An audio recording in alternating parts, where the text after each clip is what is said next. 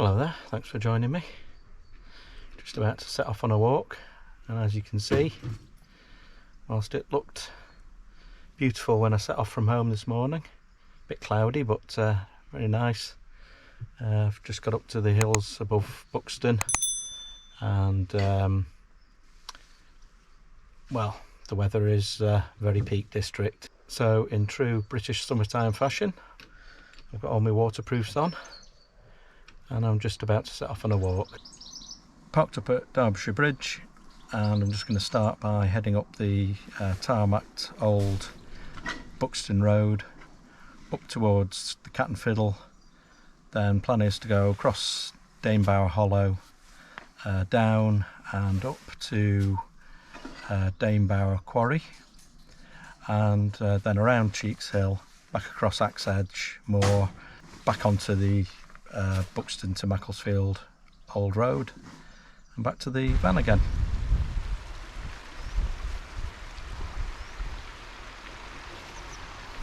So as I say, first section is tarmacked, but it only takes us up to Cat Fiddle, and then we turn left to cross Danebower Hollow. It's been torrential rain the last couple of days, so there might have to be a bit of plan B thinking along the route, depending on how some of the streams are, but we'll make it up as we go along and we'll get around one way or the other. But yeah, primarily I wanted to look at Danebower Quarry, because whilst I've walked past it a few times on the far side of the valley, I've never actually crossed over and gone up and had an explore. And it's quite an interesting place. I think the site was a coal mine as well as a quarry during the years, but I'll show you whatever we come across.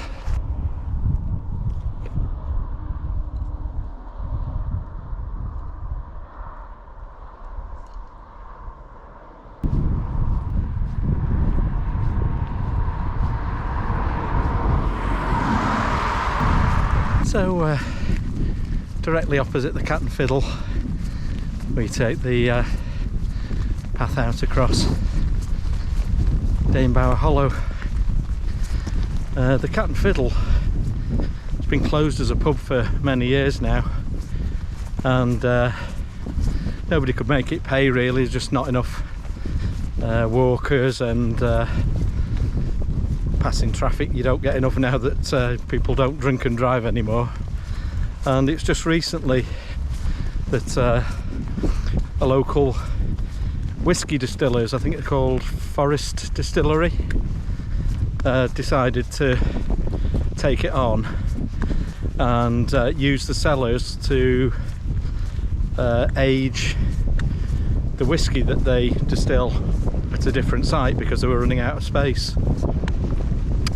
And they're renovating it. They've opened a cafe, and I think there's some indications that once the businesses can kind of cross-subsidise each other a little bit and become sustainable, it might even reopen as a pub sometime, because Robinson's, the brewery, have been involved in helping with the project and refinancing and such like. So yeah, interesting times. We'll see what happens.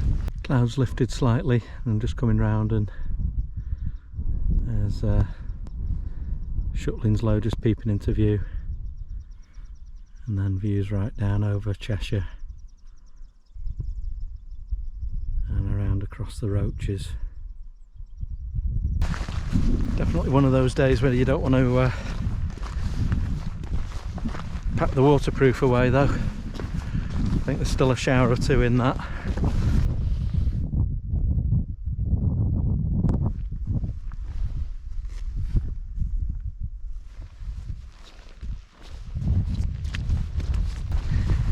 Just coming down off Danebower Hollow now, towards the Dane Valley, and There's been a few showers, but it's a nice day for walking really. It's about 13-14 degrees Celsius, so not too warm with the waterproofs on. And yeah, as you come down, there's some really sort of impressive sort of cross sections through the peat landscape. You certainly wouldn't want to step into that gruff by mistake if you're coming down off the moor rather than down the path. It must be about 12 foot deep.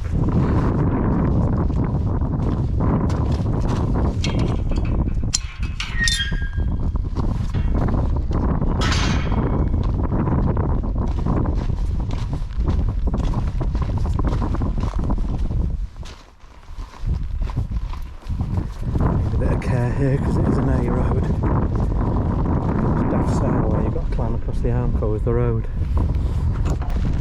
Proper shower is set in now, just as we start heading down into the valley of the River Dane.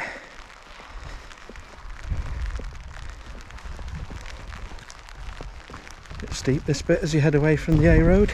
So just down behind me you've got the chimney from the old furnace house of the coal mine, and the actual furnace house itself is long gone, but the chimney's quite well preserved, and that powered the steam engine for the pit. The pit head is well capped off for obvious reasons. The whole pit, I believe, worked up until 1922 and then closed, and I believe they reopened it a couple of years later just to steal all the beams out of it for use elsewhere. And just opposite us now you can see all the stone from Danebower Quarry, and that's where we're heading across.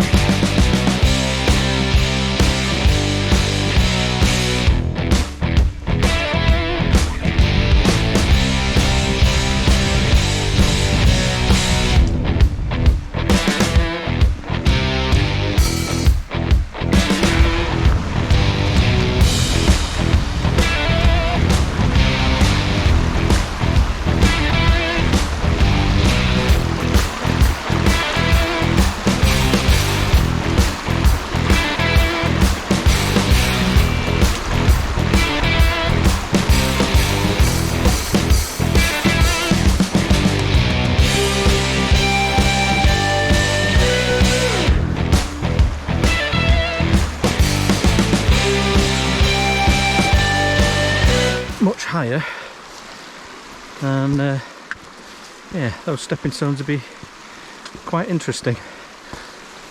Half of them were underwater as it was. Really interesting around here though. Loads of little remnants of the old quarrying days. It's quite fascinating.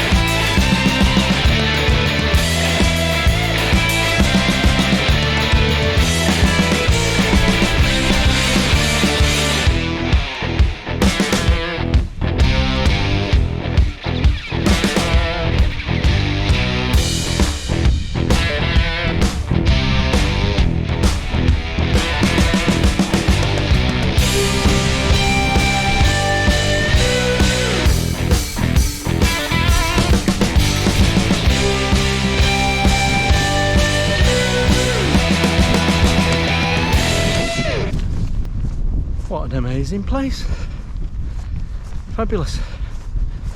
I've walked the other side of the valley down the River Dane, as I say, towards Panniers Pool and at Three Shires Head. Always stick an extra S on it. But I've never come across the river and walked through the quarry. So yeah, it's really interesting. Path just skirts us around the perimeter of Cheeks Hill for a kilometre or two, and then takes us back towards Axe Edge Moor, which is heading in the direction we started, towards Derbyshire Bridge. But we'll cut up onto the old road and make our way back down that way. That path down the valley in front, just beyond the farm, that's the one that takes you down to Three Shire Heads and Panniers Pool.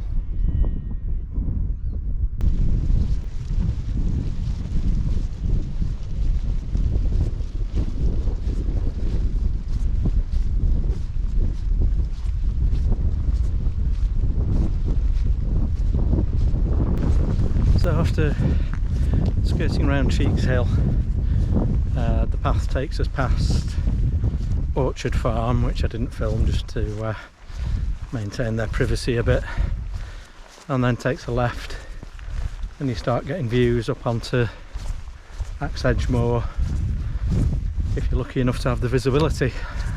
Last time I was up here you couldn't see your hand in front of your face. But, yeah, lovely open countryside. Better views across Axe Edge Moor now. You can see the Trig just about there. Probably won't show up too well on the camera. Won't be going up there though. The whole place is pretty waterlogged, to be honest, which is good to see in midsummer, because that's the way it's supposed to be. But yeah, you need to watch your footing. Just coming around to the end of Axe Edge Moor now, and you can see the Cat Fiddle just up on the skyline there. Quite a nice clear day now. I had a few showers on the way around, but nothing too disastrous. And yeah, visibility is quite good down to Buxton there behind me. Right, the lapwing's alarming and chasing me. Just headed across the A537 now, and we're heading straight up, directly ahead, to pick up the old abandoned Macclesfield to Buxton Road, and we'll take a left down there back to the start point. Here we are. We just take a left here.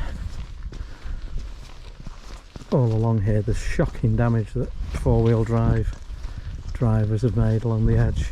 I'll show you a couple of examples.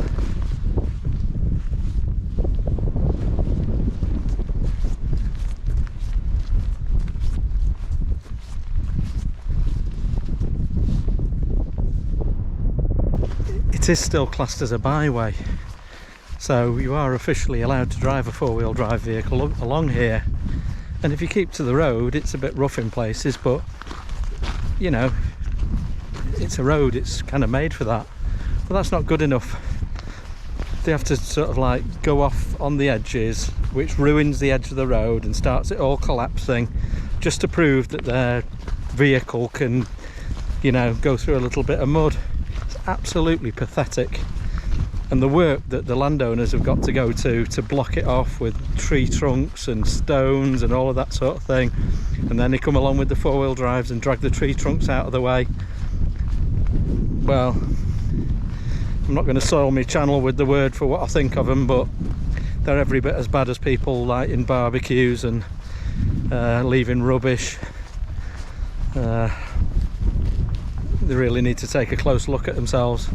Right, I'm just about on the last stretch now, coming back down to the car park at Derbyshire Bridge, and by the time I get there we'll be around about 7 miles, give or take.